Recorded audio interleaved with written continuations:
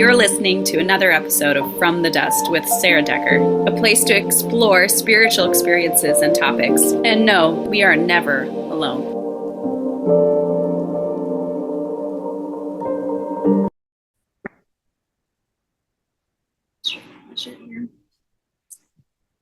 Hello and welcome. Today I get to have a friend here in person, which is my first in-person interview. And I would like to introduce you all to my friend Sheila Pitts. Hi. So today Sheila and I are going to talk about spiritual gifts and wherever that really takes us. And you reached out. I had posted saying that I was looking for people to talk about this topic, and you commented. Do you want to share a little bit about like your background and interests? And Sure. That sounds like a long conversation. Well, let's start with the post. Sure. Right? So you had posted, and it's been just awe-inspiring to watch your journey and your progress and your successes. And so when you invited someone to speak about spiritual gifts specifically, I was like, oh, I love it. I want to talk about that. But really just so that I could share maybe part of my journey and hope to inspire others. It's certainly not the only journey or the end all be all, but I feel like I've learned a lot. I feel like I have something to contribute. I think that's great. I think sometimes while we're in the depths of our struggle that helped us learn so much, we maybe, I know for me, I was like very embarrassed by like, I don't know if I ever would want to share this hard part of my life. At least for me, it was like, but I've been so surprised how often the Lord's had me share all the ugly parts, because that's exactly what helped me learn so much. So, And isn't that where inspiration comes from? yeah, I know it helped me to have to humble myself, because when you're in, at least for me, I don't know your story yet. We're gonna get. I'm excited to hear more about your story, but for me, it was like being in such a depth of pain and heartbreak that was the only thing I really could do was turn to the Lord. And so I know that that's where I learned such beautiful things. It was like the hardest part of my life, and yet it was such a beautiful part of my life at the same time. Yes, So I call it the blessings and curses, where we all talk about blessings, but then, and sometimes we talk about curses, but we don't realize they're one and the same. It's a matter of perspective. You have blessings, such as maybe one of my gifts is the love of learning, right? Being able to learn, being able to take what I learn, internalize it, and apply it. That's also, it could also have that negative effect if I'm not paying attention to my calling, purpose, to what I'm going to learn, when to stop, what questions to ask, and what not to ask, or what's not right now. right, I totally agree. I'm gonna turn this fan down just because I'm worried it's too loud. Sure. I couldn't hear it on my last interview, but it still makes me nervous. I don't want it to be louder than your voice. Sure. That would be unfortunate if we can't hear you. I agree with what you said. So thank you so much for sharing that. And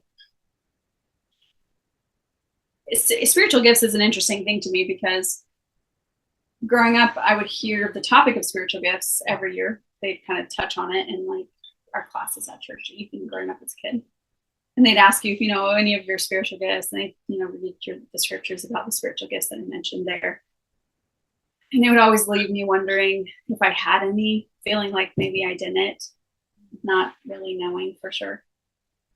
Wondering what would come eventually one day, if anything. And so it's been interesting for me that I wouldn't have expected that the trials of my life are what brought out my spiritual gifts. I don't know if I would have, looking at before all of that, expected those hardships to end up helping me understand more of who I am and who I'm meant to be, and my calling in life, and what I'm supposed to do to help God's children. People love them. And I think that is something we miss a lot in those lessons where, as a human and in our culture, we hear about the spiritual gifts, but it's always in reference to maybe like one. But then we don't stop and help others realize God doesn't work in singulars. He works in multiples, and multiples that are upon multiples upon multiples. And so that always bothered me when I was trying to figure out, well, how does the Spirit speak to me? What are my spiritual gifts? And that was one thing that was always such a theme, a recurring theme, is why would I only give you one? There's so much that I need. There's so much that you need to do, become, in order to fulfill not only my calling, but to make it back to me. And so I think in that truth, learning that truth, that when we talk about spiritual gifts, I try to, and I do this with my kids too, it's not just you're looking for one. You're looking for strengths, but also you're looking for weaknesses. And we have a culture right now that for many years has been saying, don't say the word weakness. It's not a weakness. You know, it's a lesser strength or it's an opportunity. Well, why is it so bad to call it a weakness when the Lord gives us weaknesses that we need to become strong? Right? Why take that out of our vernacular? And in those weaknesses, in those struggles, like you said, that's where we become strong. That's where we realize those gifts. That's where we follow the Spirit, who is the teacher, the one, the grandmaster, to helping us learn what those gifts are. I feel like I should share a story. But first, I'm going to text my kids and tell them to get the dog. So she stops barking.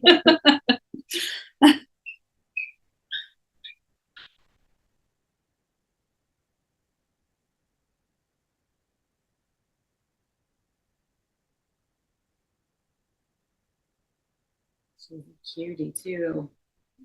That's neat coming in. Oh my goodness. She's getting better trained too. She's been driving me nuts, but I'm not good at training dogs. I really don't have a lot of experience with. I train my chickens and my goats. That's a different level of training for house pets, in which you'll learn it, and then you'll have a new gift. So the story I feel like I should share is that, well, I feel like I actually should before that say this, that as my personal experience with understanding my own spiritual gifts is that it's like on the surface, I could see these things about myself that I really liked, right? And I might have called them a gift, right? But I wasn't quite sure. And then God started teaching me about gifts I didn't know I had that were a surprise to me. I mean, I remember asking one day, because I'd asked many times over the years if I had a spiritual gift and what was it. And I didn't really get an answer most of the time, but I had gotten better at hearing the voice of the Holy Ghost. And at that point, the answer I'd received was compassion. And I was like, how is that a spiritual gift? I don't even understand. At the time, I was like, that doesn't even sound like a spiritual gift to me. Like, Heavenly Father, how is that a spiritual gift? Can you explain it to me? And yet it's one of the most important. But I'm like, that's like, I just didn't understand how that was a spiritual gift. And so he kind of explained that to me a little bit. And he said that it's something I would continue to expand upon. And I've thought about that many times, but then, that was an answer he gave me early on. And then he started teaching me about names. And he has many names, right? Christ has many names. And it's like a layer of an onion. You kind of unpack him and get to know him like one layer at a time. And it's the same with ourselves. I found in that we are also like that onion. We get to peel back and learn about ourselves and explore ourselves as well, and be surprised about some of those gifts we didn't even know were hiding in there. And it's like, as he helps us through our life and we walk through this journey, it's like he unlocks it. Hey, here's this part of your aspect of yourself that you maybe weren't aware of or hadn't been unlocked in you because it wasn't the time yet, And I've realized that it is a multiplicity of blessings, spiritual gifts are, because for so long ago, I think I didn't even know if I had one. And now I'm thinking, wow, all the different things that God has told me is a gift of mine. I just think that's incredible that one person may have those things. But I will say that I think that's for all of us. And one thing that he's taught me is that when we're coming into Christ and we're becoming like him, that we will have all the gifts, right, in the end. Yeah. That we may have our strengths because we're individuals, right? We're not going to be carbon copies of each other ever because we are individuals. And we have distinct differences in personality, and that there will be things that maybe we just enjoy more. And we have a greater strength in, but we will be proficient and have all the gifts. Absolutely. I love that. Especially with when I was learning all of these things about spiritual gifts and strengths and differences too, right? Where you might see somebody that has something that you wish that you could have. That doesn't necessarily mean that you can't learn it or pray for it, and the Spirit will teach you about how to become that. But also there's this entire world of understanding that you are perfectly made for Heavenly Father's purpose. And it doesn't matter inside or outside how you were made perfectly for what his purposes are, so that he can help to mold and shape you to fulfill your calling on this earth, to fulfill your purpose on this earth, which is divinely given. And with that, you're right, you won't be able to have all the gifts on this earth because that might not be your purpose right now.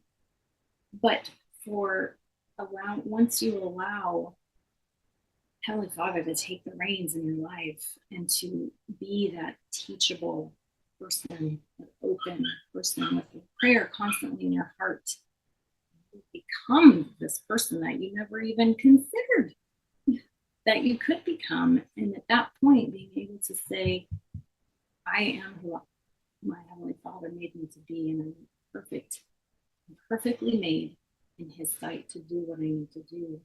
Doesn't mean we're not done growing. We're not perfect as in what the world thinks perfect needs to be. We're perfect because we're making progress towards what I like to say perfection is being aligned with, and that's perfection to me. And that's what, at least that's what the Spirit has taught me, to bring me peace to that word, because I was a crazy perfectionist for a long time. Aren't we all? Yes. And I mean, even when I got married, my sister was like, hallelujah, you'll have some balance because he's fun and you're no fun. It was funny. I was, offended for about a second. Yeah. I was like, that's fine. Yeah, but we need the compliment. And and I'm grateful for that balance, actually. And so, it's interesting to me with what you said. I have never really been into astrology or anything like that. I mean, randomly someone will pull out a book about zodiacs, and I'm like, oh, that's interesting, But recently I felt like I should have a friend of mine do my natal chart. So it's called, and I didn't know anything about it. I probably read it. She did a audio recording of it and sent it to me so I could see what she was looking at, and she was trying to explain it. And I knew nothing about it. So I probably listened to it 5 times and looked stuff up to try to understand. And what you were saying is that we're so perfectly designed. And that is what I got out of that natal chart, because I thought, God is the creator of the heavens and the earth. And it's a beautiful thing to me that he could teach something that is in alignment with his creations, that would then teach us that we are divinely created for a purpose. And it's funny because I was told to do this podcast, right? God invited me to do this, right? Yeah. And I was so scared to do it because I do love people. I mean, but I'm also awkward. Again, aren't we all? Yes. And afraid of people at the same time. Like, I love people, but they're terrifying. and especially groups. I mean, that's really hard for me, especially. And I just thought God was crazy to ask me to do this. But he asked, and I just got brave. And so even in my natal chart reading, you know, it basically sounded like this was exactly what was planned for you, Sarah, and it's okay, you know? And so I keep re-listening to it, because it's like part of me wondered if this was just like a little thing, some task that the Lord was going to have me do. And I don't know how long this will continue on or how short of a project this will be. But to know that this was part of my journey. It's not like the person who did my chart said, you should do a podcast or anything. She just said that, you know, your work will be one of the heart and of healing and of speaking in a public space of words and sharing with others things that can help them to heal, that you will use your trauma and the things that you've gone through to rise, and through your own rising and sharing that with others can help them as well. And she's like, well, no wonder you have a podcast, you know? That makes perfect sense. It's beautiful. And so it's just so interesting to me.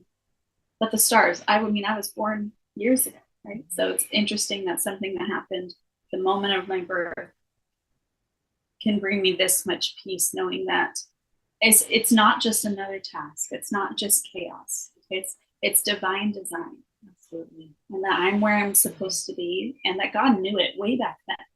That I knew it, because I really believe that we were co-creators in our life plan. You know, that we knew, at least in part, some of the things that would happen to us. There's a lot of agency in the moment, that, you know, moment to moment, but maybe some of those bigger things that would happen. I mean, I think when I had my car accident a few years ago, there was many times where God said that he protected me, that he, it almost felt like it was meant to happen. And it's been a struggle, but there's been so many times where it's felt like it was meant to happen, it was divinely designed. And I think, as my mom says, part of it's probably just to help us slow down, to take the time and to get quiet, because I've always been a very active go person. So anyways, it's really interesting because it's all brought me here. You know, I just think about all the different things that have happened in my life, and it's all just brought me here. And because of your spiritual gift, being able to hear and know. I think that comes from our souls. That comes from, you know, the scriptures talk about who we are before we came to this mortal life. And that doesn't change. That just because we're born into mortal life doesn't mean that we're not that same soul. But you have such an obedient soul and listening. That's a spiritual gift that if you're able to cultivate, doing so many.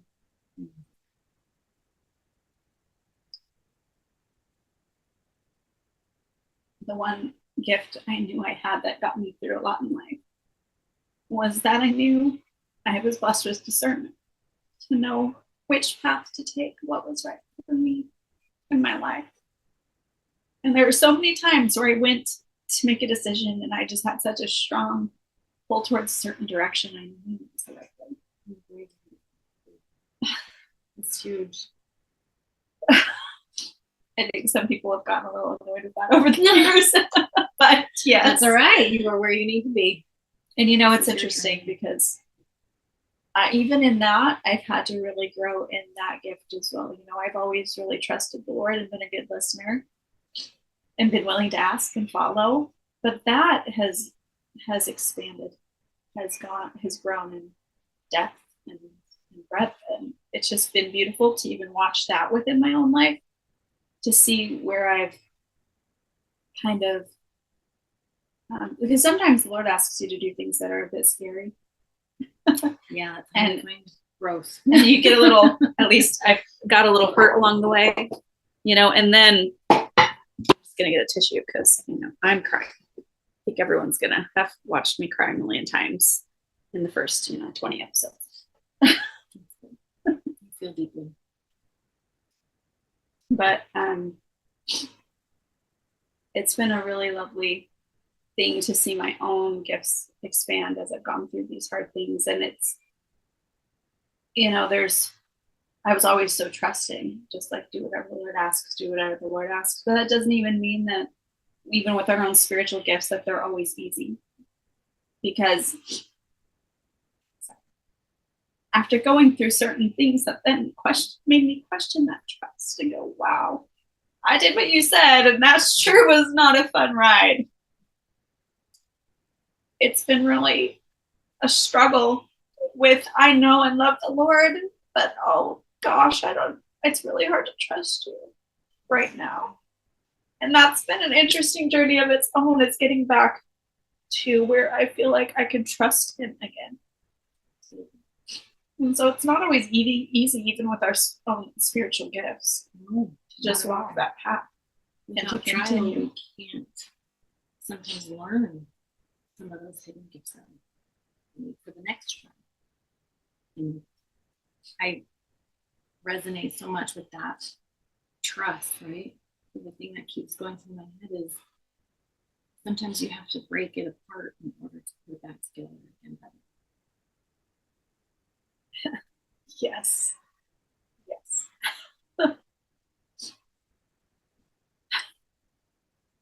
I would agree with that.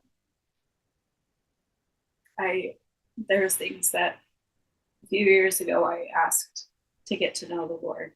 He started teaching me some stuff, and I was like, I feel like my foundation's getting a little shaky. Like, what are you doing? Just taking a hammer at it? I was like, that's how it feels, Lord. Like, my life's in a whirlwind. You've taken a hammer at everything I thought I knew. And I'm like, what is my foundation supposed to be on now? She said, me. I'm like, how do I just have, I remember at the time thinking, how do I have a foundation on a person? Like, how do I do that? What does that mean?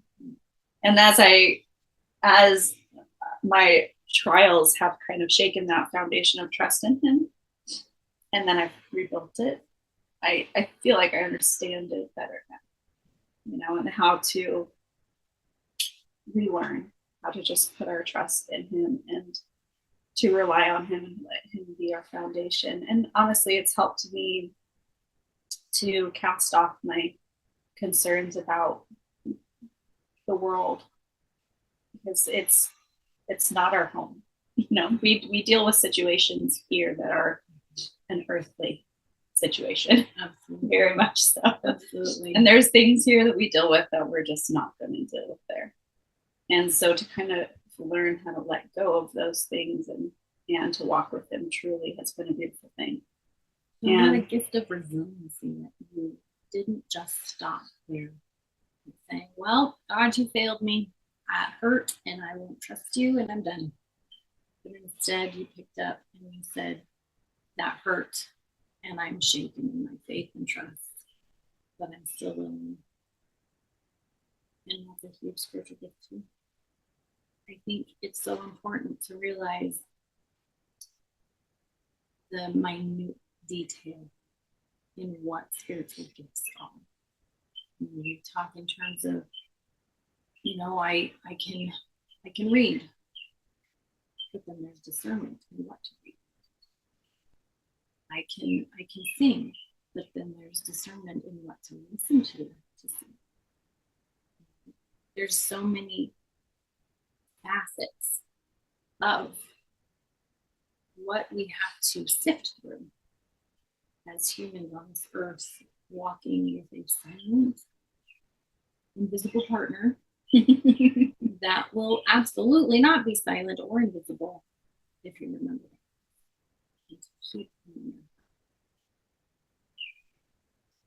Yeah. So, spiritual gifts. What exactly? This should have been at the very beginning, right? But this has been lovely, so I'm not complaining. But we should probably clarify what they are. Come to think of it. I love it.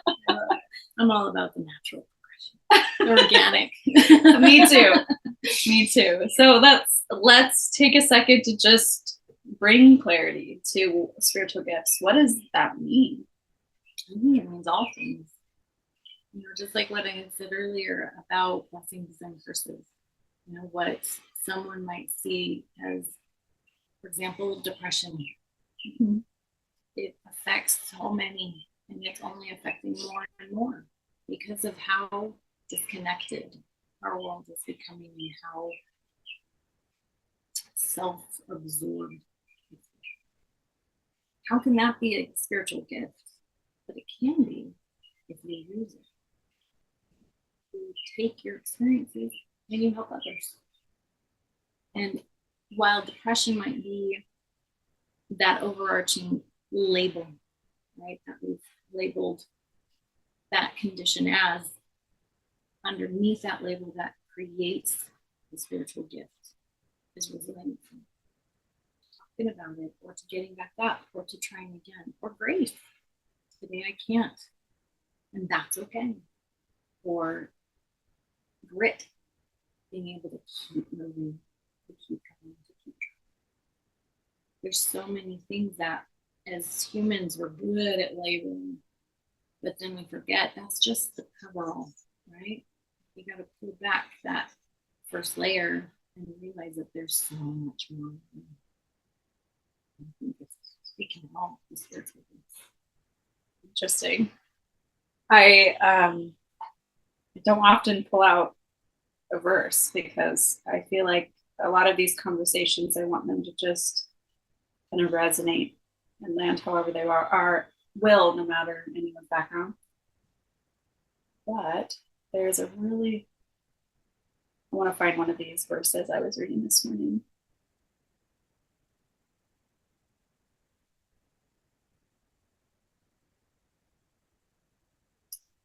And this is in Moroni chapter 10, verse 8. And again, I exhort you, my brethren, that you deny not the gifts of God, for they are many, and they come from the same God. And there are different ways that these gifts are administered, but it is the same God who worketh all in all. They are given by the manifestations of the Spirit of God unto men to profit them. May I add to that scripture? Sure. The scripture that talks about all things are for them good, even trials and tribulations. And I think to accompany that, because we have an omniscient and all-knowing architect in our lives in this world, that we can't do something as closed-minded, I guess, as to say something is or is not.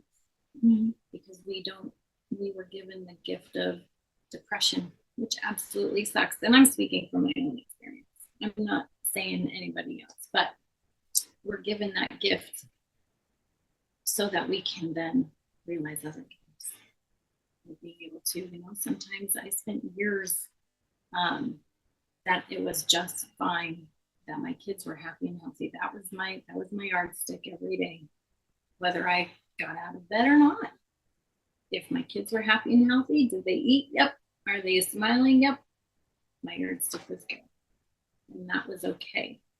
And that taught me self-forgiveness, self-care, which are spiritual gifts.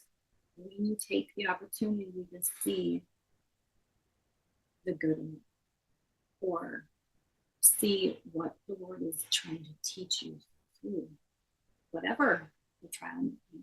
It might be something even more serious or impactful than depression.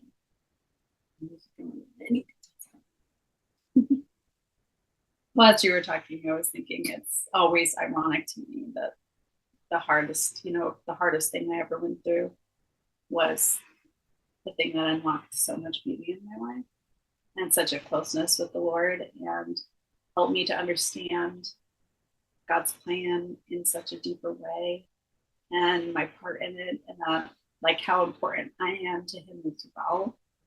And I just don't know if I would have had the opportunity to dig so deep without it. And so it is a gift, and I think that's it's been an interesting shift because it's not being a victim of a situation. Like, oh yeah, that did happen and it hurt. But the gratitude that I can now kind of look back and laugh about it a little bit. And I'm so grateful for that time that brought me to where I am now. And that I know I'm still headed in the direction. That is super hard. That is super hard to do. In the context in which we're speaking of spiritual gifts, it's in hindsight, right? But it's in hindsight because when we're going through trials, I don't want to diminish anybody's trials. They suck. Just plain old 4-letter word, right? I called it my own personal hell. Exactly. They are terrible. And for some, they have trials that they go through that feel like it's going to break their world apart. And then other people have trials that may not be as serious or are more serious, and they feel like those are going to break their world apart. It's not for us to judge the trials of another as being harder or not as hard, because we literally all have to go through our own life plan, our own journey. And that includes going through what we're going through. We may not see it as a gift, right? It could be very offensive to many who are listening now who say, what jerk, right? Well, I laugh in like this deep emotional place. Right, exactly. Like, oh, that hurt a whole lot. Oh, yeah. Oh my goodness. For sure. Because you're recognizing it, and your growth as a spiritual gift is insulting in the moment. But when you're able to see the hindsight of it, it no longer feels. No, at the time I asked God if he just thought it was a game. Right? Was my life a game? Did he want me miserable? Was this funny to him? Yeah, was this funny to him? I did not understand. I've had that. So, and as you're speaking about that, it makes me think, some spiritual gifts, even people that have similar spiritual gifts that I now recognize in myself that maybe I didn't a year ago or 2 years ago. And I looked at people that did have those more obviously, and I thought, oh, that had to be so easy and so great and such a great experience all the time, and they're so strong and must always have been, like you make all these assumptions about people that are standing in their gift, and sharing it, because we are meant to share our gifts. They're supposed to be for the benefit of ourselves and others as well. And so now, having gone through the work of developing my own spiritual gifts, I understand it's not always easy. But sometimes I look at some of the gifts that the Lord, some of the time he told me before I went through the trial to help me home. He told me, like, you have this gift. And I'm like, well, I don't see it anywhere. I know, right? I don't see it anywhere. I don't know where you're getting that idea. Who are you looking at? It's not me. And then I go through these experiences where he's like, no, I'm going to start teaching you, and seeing how hard it was at the beginning. And now looking back and going, oh, wow, I've been doing this for a couple of years now, and now it's so much more natural. And now someone might look at me and go, oh, wow, I wish I could be strong and easy and going and have it so easy like she does. But they don't see the years of work with the Lord, with the Spirit, of questioning myself, the self-doubt. Character bubbles. The invisible character bubbles above our heads that encompass all of our stories and all of our pain, that become who we are if we choose. Yeah. Well, and choosing to just keep returning even when it wasn't working all the time, and going, I don't know what I'm doing, but I got to be doing something wrong. It's not working. Did I get it wrong when you told me I had this gift? Right. Was I crazy for trying this I thought you asked me to? Absolutely. And I love what you said earlier, that we will all be able to be proficient in all the gifts. Because if we ask for that proficiency on this earth, it might take a lifetime or not at all for us to receive that gift. But if it is what we need at that time, it's that faith that allows us to become part of that journey to get the gift. Does that make sense? I don't know how better to say it. Maybe It's like we're choosing our courses for college. Yes. We signed up. Yes. And it unlocks that course in our spiritual evolution. I love it. I love it. And one thing about spiritual gifts, because the world has done a fabulous job of taking the Lord out of all things. Yeah. And one of the things that I'm so excited in this post-materialistic world right now, where we're not all scrambling to seek shelter and to survive on just the bottom levels of Maslow's hierarchy, right? But we're able to have those physical needs met, so we're able to then look outside of ourselves and our immediate needs and have these kinds of conversations. So being able to recognize that in times past it was, well, that's just your personality, that's just your character trait, right? But being able to now marry your personality with your soul, with that spirit that's within you, that God-given, divine, rightful, individual, worthy spirit that we've been blessed with, makes those characteristics, those personality traits, spiritual. Interesting. So when I first, going back to my natal chart, just because I had an identity crisis when I first got it. Yeah. Because when I first listened to it, I'm like, she knows my life so intimately without ever knowing my life, right? Like she's telling me what's happened in my life and who I am. And yet I don't know this person that well, you know? And so it was incredible. It was a great testament to me that God really had designed the moment of my birth and me and all of these things. And then I thought, wait, if the moment I'm born defines so much of me, then who am I really? You know, like, am I just this person for this life and this isn't really me? You know what I mean? I started having like a panic for a minute there, going, okay, is this all just what's handed me in this life to get me through it? Because this is what I signed up for. Is this really who I am? You know, I want to understand who I am divinely, not just who I've been assigned to be in this life. And so I did panic about that for like a week. I was definitely having a bit of an identity crisis. And my friend, I reached back out to her and she shared something with me that this is who we are. It just has the flavors of our life's calling mixed in with it. And so to not worry, it is me, and that hopefully it could help me to accept me as well. Right? And I think that's the beautiful thing that I never expected to find, that God actually has in the stars for us, even, you know, because I think he's a really merciful guy. Boy, he really is. And of course, he's tried to help people remember who they are. And of course, he set it up with the very foundation of the world to try to help us find ourselves and help us return to him and come unto ourselves again as well. Like, remember who we truly are.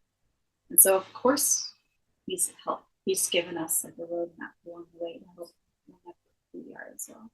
I'm feeling all Lion King now. Remember who you are. I love it. Well, I think that speaks so much truth, and it punctuates the entire point of why ministry and missionary work is so important, because we are so blessed to be in a country that, in a Western civilization, even not just our country, that allows us to explore these things. When you see, I think it's 4 billion people who live in countries that you're not allowed. You're not allowed to, or it's been handed to you, or it's been perverted in so many different ways that the Lord is no longer there. There might be spiritualism, but there isn't that being anymore, or isn't recognized. So for us, in specifically America, the United States, we have that opportunity to really understand ourselves according to our missions and according to his creation, so that we can help them.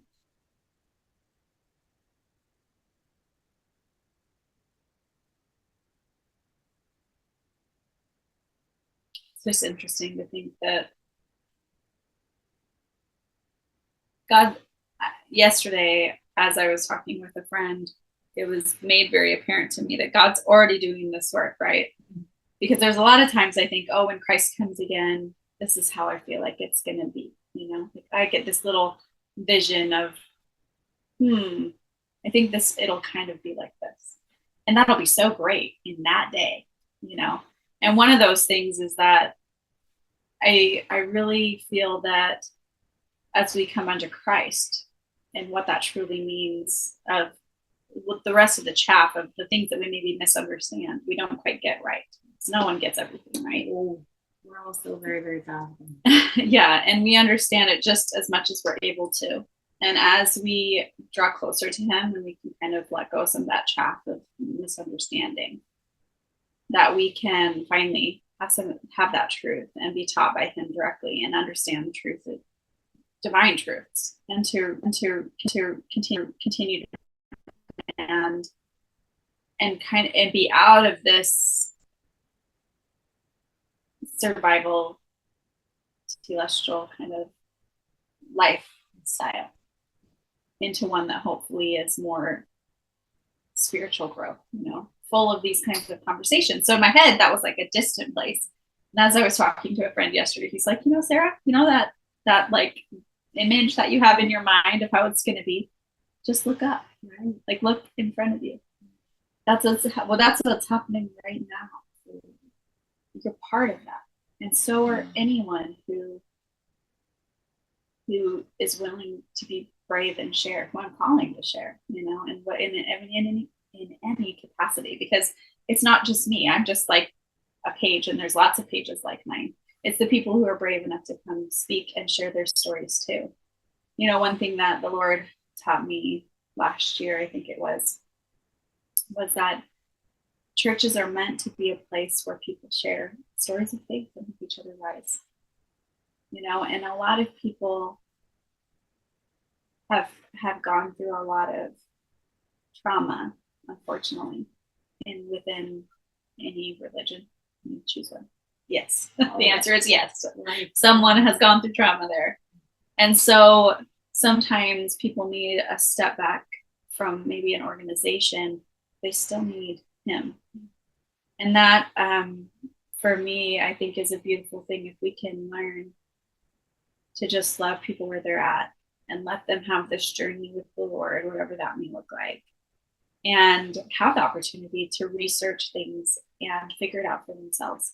Like you were saying, like that we can actually listen to conversations like this, and any type of spiritual, religious conversation that people want to have, they can have it.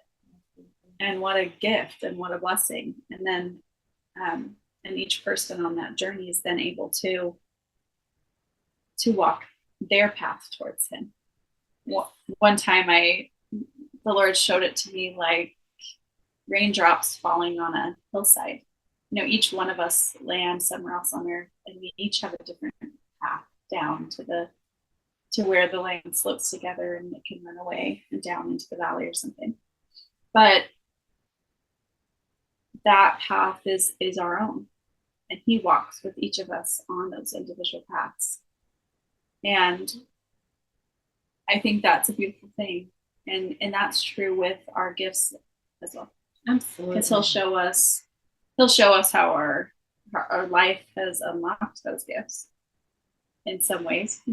Some people, it's interesting because I've listened to a lot of near-death experiences where a lot of people come back with spiritual gifts they didn't know have, and they come back with this ability that they didn't even realize before then. And God can do that.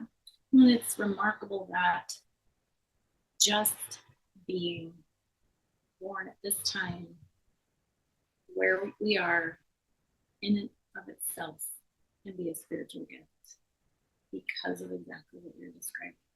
We're all within our own journey, and to make it back to where he is, make it back to him, whether that is easy or not, it is the gift that he's given to us to make it. And I learned this when I learned part of this when my father died. So I was 4 when my parents divorced. Very violent, dysfunctional home. And I was 4 when we moved away. He didn't really want anything to do with us.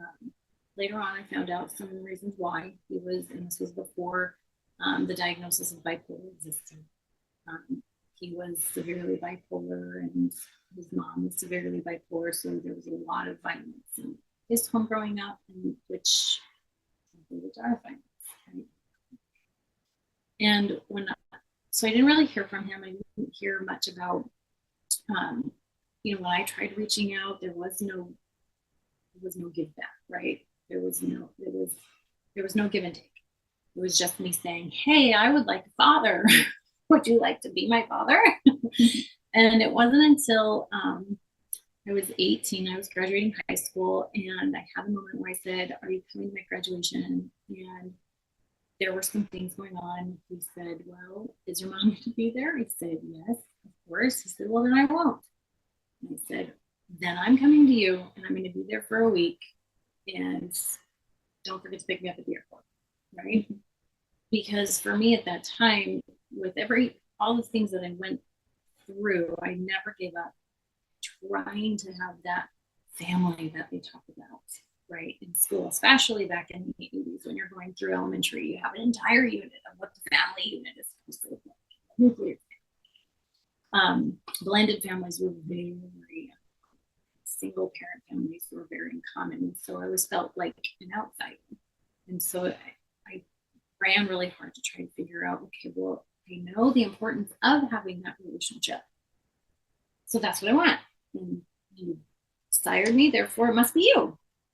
Well, so in that week that I spent, which he did not show up at the airport, funny enough, it was because of a traffic accident, but how would we know before the cell phone times, right? And so when he didn't show up at the airport, I thought, wow, well, there it is, until I saw him panic running down the terminal to the gate to pick me up. And I said, okay, so it isn't that perspective. There's more to this.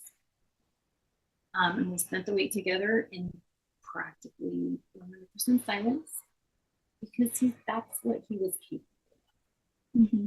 So I walked away from that healed enough, because I was able to have that understanding of who my earthly father was, and being able to walk away from that with a renewed sense of, it wasn't me.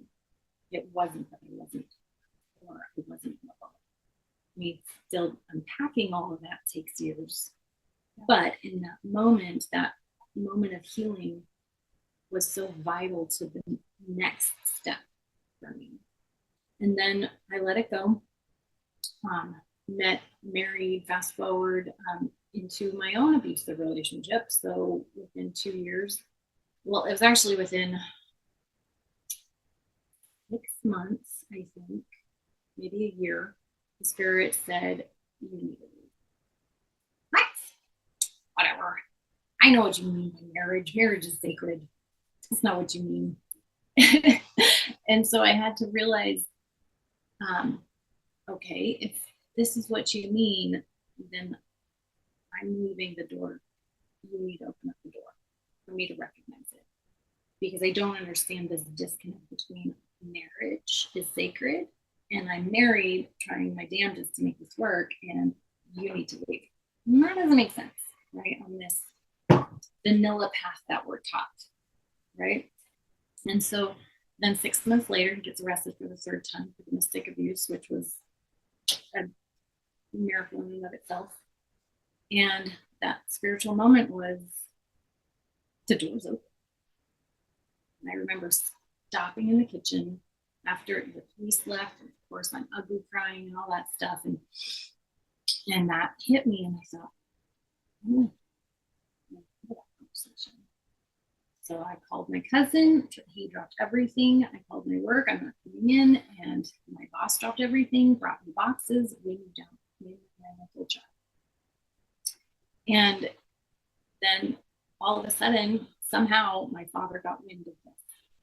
And a year later, when additional betrayal and abandonment happened, which is a whole other 72-hour conversation with my mother, my father reached out. And it was so weird. And he says, I want to do what I can do for you. And so he bought me a computer for, because I decided I needed to go back to school. If I was going to be a single mom, I needed to get my degree. And then he, out of nowhere, said, I want to get to know you. And he lived in Colorado. I was in Utah at the time. He made a special trip. We met somewhere in Salt Lake, and later he died. Wow. I was like, what was that? For real. Are you kidding? Yeah. I spent 21 years looking for a relationship with my father. I get these 2 back-to-back moments of, here's your mortal father, and then he died. And it was in that moment that I realized, or in that time frame, I should say, because there was many moments, right? Yes. In that time frame, I realized Heavenly Father, it's a life and death is a spiritual gift, because he will not remove you from the earth, whether by someone else's hands or his, until it is time. Until it is time. And to that same coin, you were born in the time in which you're needed the most. And so being able to understand life is a spiritual gift. Death is a spiritual gift. And everything in between is a spiritual gift because of who you orchestrated into what. It's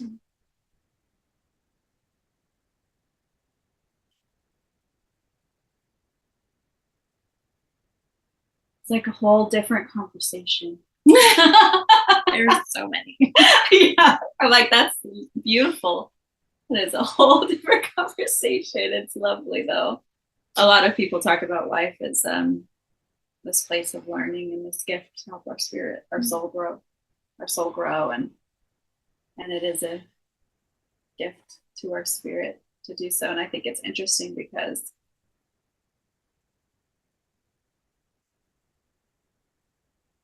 I don't know if we would need all the spiritual gifts if we didn't have the struggles we had to overcome, that we needed that little extra dose of heaven to get us through.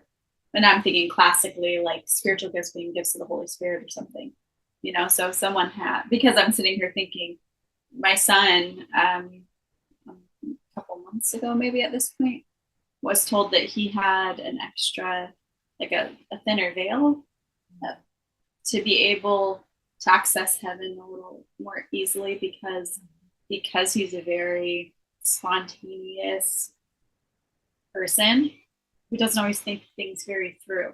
Sure, yes. And so he needed the little bit easier access to help him in his life, because he's just such a go, jump into it, do it kind of guy.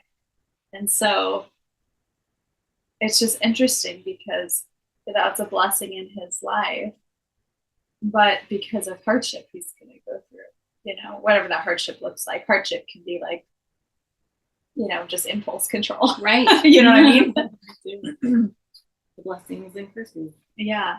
But I know that, you know, some of the spiritual gifts that I've realized through blessings and other things that I have as well, that I've been able to see how when my kids are struggling, that gift shows up. You know what I mean? I don't always know what to do.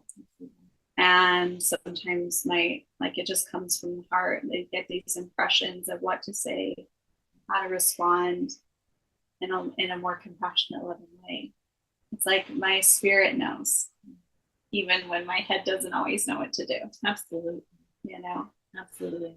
And I think that's such an important distinction, that being in this time of the post-materialism, where we actually get to talk about spirituality, not necessarily in the context of religiosity, is that we get to marry these things together, that there's a separation and a conflict for everybody that is mind, body, heart, and soul.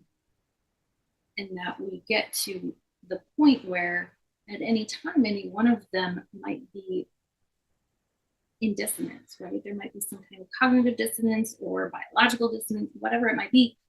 But that other aspect of us, whether it's the spiritual side of it, or because we've cultivated the habits, so it becomes more of a mental side of it, we're able to find balance, be able to help ourselves through these things. And we wouldn't be able to get there unless we had spiritual gifts.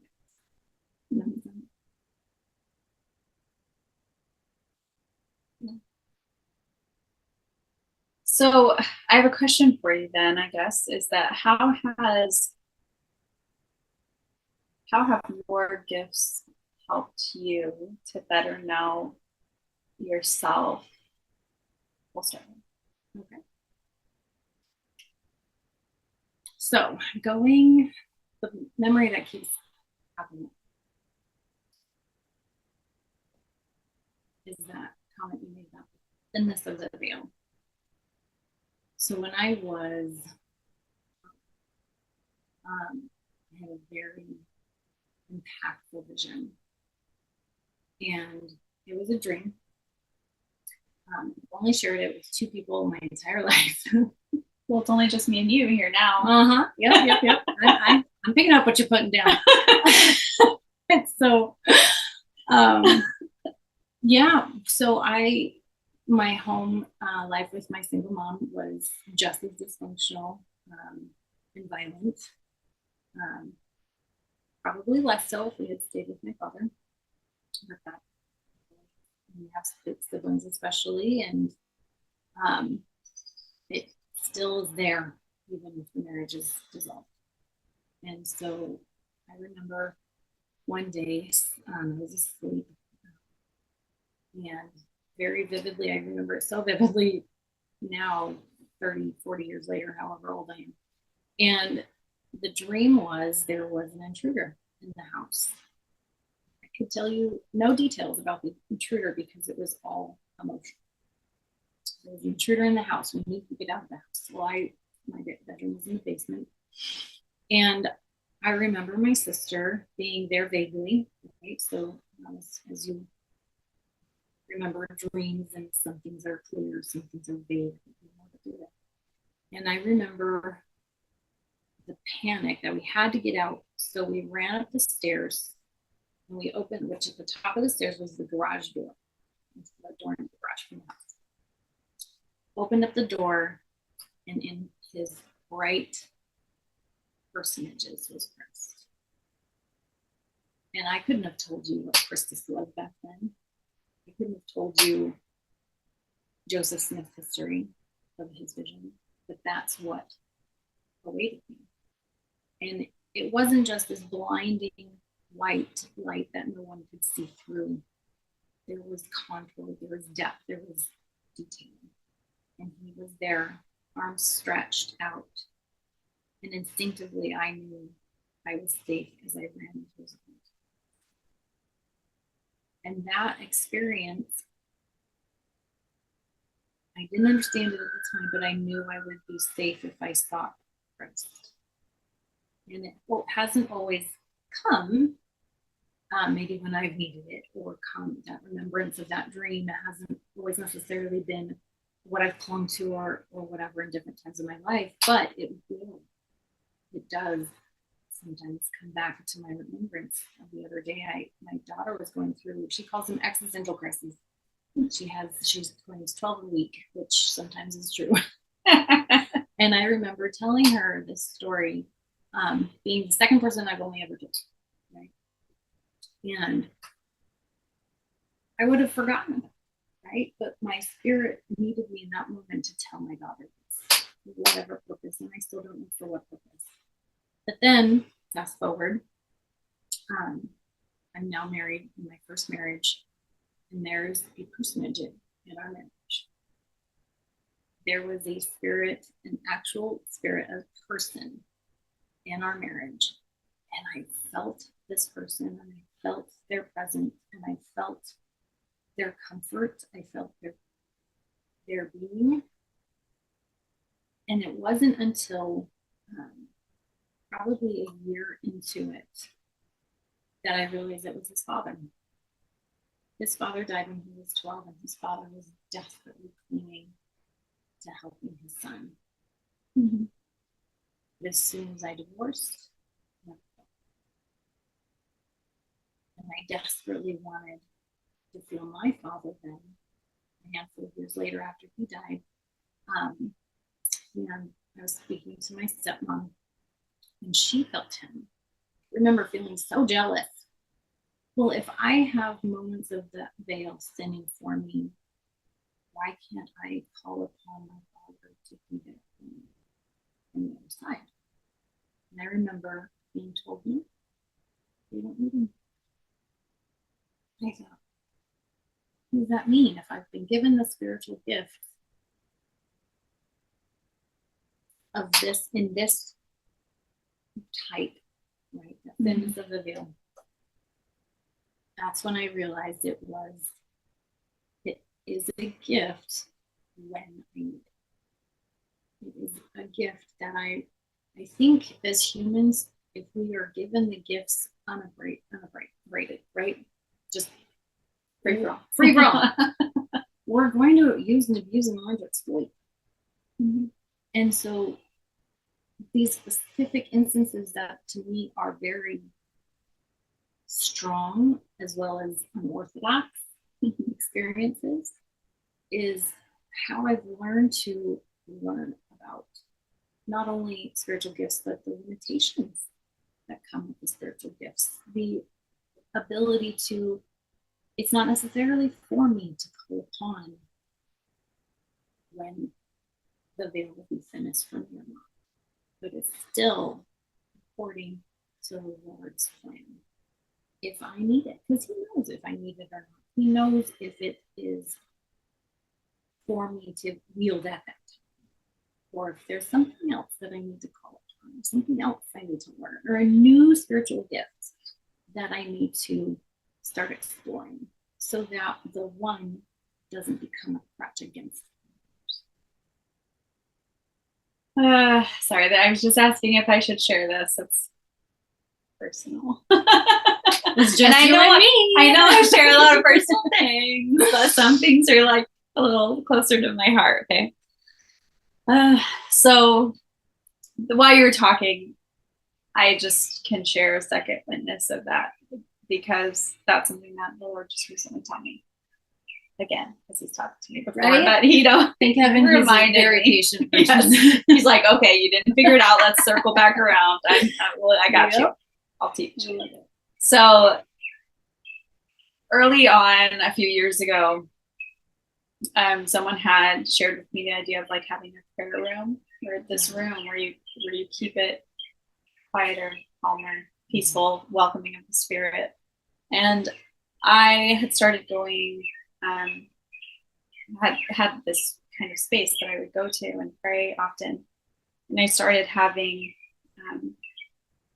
the Lord visit me, and it was pretty much always him. And I remember one time I asked him, because I had some other friends that they had angelic visitors, but they weren't the Lord, and I was like, why is it always you? You know, because some people, they have someone else come talk to them, you know, like, why? And he said, do you want someone else? Don't let your gift horse in the mouth. Yeah. It was funny. I was like, no, that's not what I say. I have had those moments of reprimand. It was funny because he's like, well, did you want someone else than me? You know? And I was like, no. But then soon after that, I started getting all these other people. Like, I mean, I've been where I'm sitting there pondering Emma Smith, and she pops up and goes, hey, do you want to talk about that? And I'm like, you be willing to talk to me about that? And she's like, of course, you know?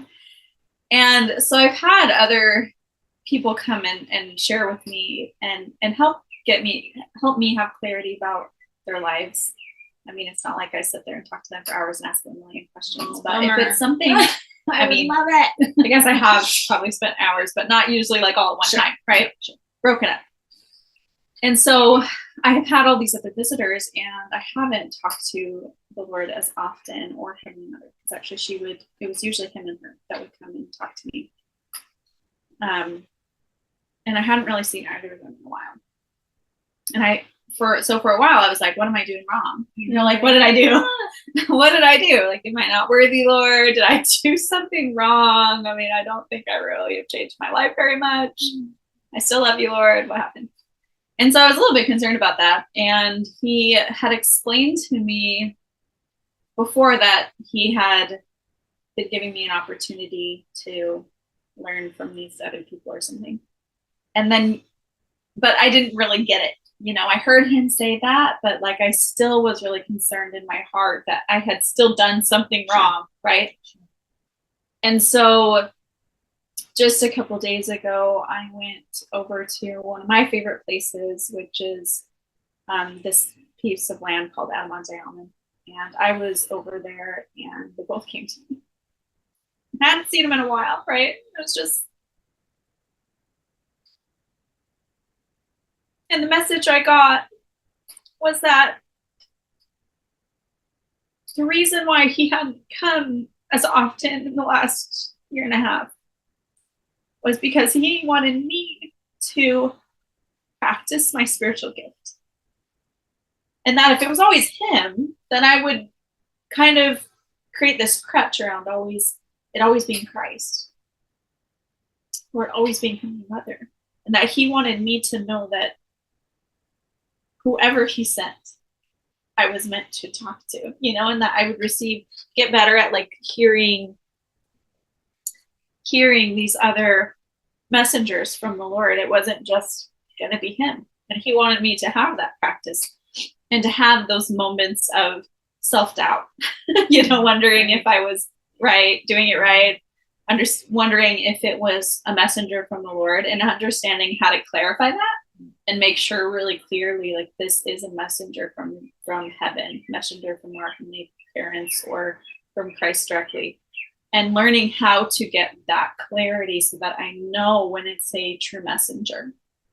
And so he needed to step away for a time so that I could get really clear on that and get a lot of practice. And that was the purpose. Yeah. And he's like, you haven't done anything. I just wanted you to get really clear on your gift and what it is that you can do, how to know if these messengers are from me. And so that is why. And so, what a great gift. Another spiritual gift that he tested your faithfulness and faithful.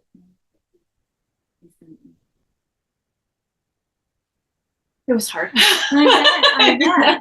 It's another one of those things you're like, oh man, Lord, I could have really landed on my face on that one. Sometimes it's scary, and it's not always easy when we're trying to figure it out. It's not always easy understanding our own gifts, and you know, and growth and change. It's uncomfortable. It is. It's been pretty uncomfortable, but then beautiful at the same time. And it seems like there's always both of those sides where it's like, oh, the discomfort of growth, but then the beauty of the growth and the beauty of the experiences. And so it's been really interesting to see that. And, you know, I had this experience one time where I was just feeling like, man, Lord, I've really got a long way to go. I'm just such a mess. You know, how do you deal with me? All do. You're so sweet to deal with me, Lord. I just got so much growth left and so much left to do. And I was walking a trail at Adamonte Almond again. And he just like, look, and I just looked over at this hillside, and he's like, Sarah, you think you're at the bottom of this hill, right? It's like, in your mind, this is where you are, way down there at the bottom of the hill, and you have so far to go. It's like, but then my vision kind of like zoomed in, and he said, but this is where I see you at. And it was way like higher up on the hill with just a little bit more to go until I could reach the top. And he's like, the way you see yourself and the way I see you is very different. And give yourself some grace. Love yourself, give yourself grace, and be okay with your journey. I'm not, I think I had adopted a fire and brimstone said Lord in my head, and he's so kind and guiding and cheering us on. That's really who he is. He's a cheerleader of ours. He just wants to help us continue our growth, and he cheers us on, and he's so proud of us. He's like, look at how far you've come. So yeah, well, thank you. This has been quite the conversation. We've had a lot of really great things come out of this conversation, and then it's probably not what you expected.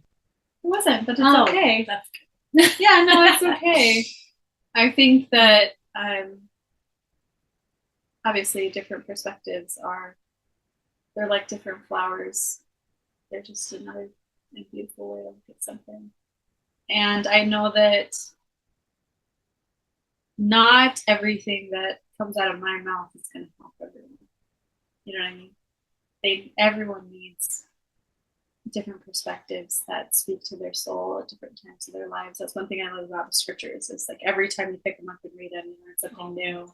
Like, how is that there? It wasn't there before. Yeah. And so while God has blessed me with the opportunity to be a part of these conversations, I'm so grateful for the different perspective, the beautiful perspectives and learnings of the people who come on and volunteer for their own experiences and help enrich us all, really. We rise by lifting others. So I appreciate you being over here today and sharing your thoughts. Thanks for letting me.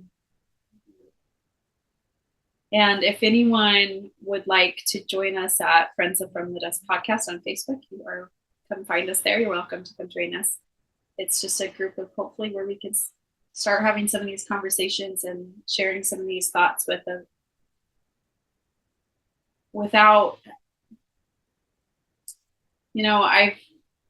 I've tried to find a lot of groups where you can just speak freely, where it's a place of faith where you can speak freely. Unfortunately, a lot of times, if you're not in someone's version of their religious box, because even within the church I grew up in, it depends on who you're talking to, what they believe their church believes. I mean, honestly, sometimes even when I was still active, I was like, oh my goodness, when people would say, oh, well, our church believes this. Okay, sure.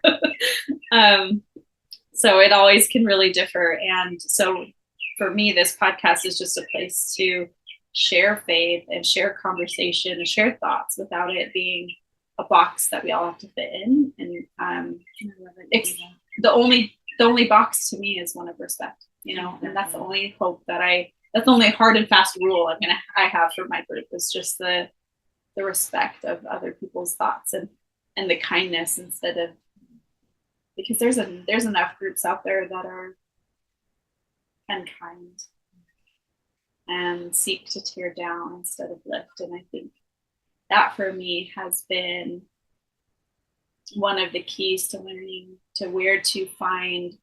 to discerning truth, where to find truth, is does it lift? Does it build faith? Does it lift us towards Christ? Does it help us? Does it bring us peace and the joy in our lives? As soon as someone demonstrates or verbalizes their disagreement in a negative way without coming from a place of love and respect, you close the doors of learning. And that's what we've already decided is the point of this life is. So I really appreciate that you created this opportunity on your Facebook and on your podcast to lovingly and respectfully learn. I think that's what draws me to stay listening and sharing this. Thank you. Thank you. I just every time I just pray that it's what someone needs to hear, because I don't always know what's going to come out of my mouth or what we're really going to talk about. But it's beautiful to watch the journey and to see where God takes it. So thanks for being here. Yeah, anytime. And thanks for sticking around. Absolutely.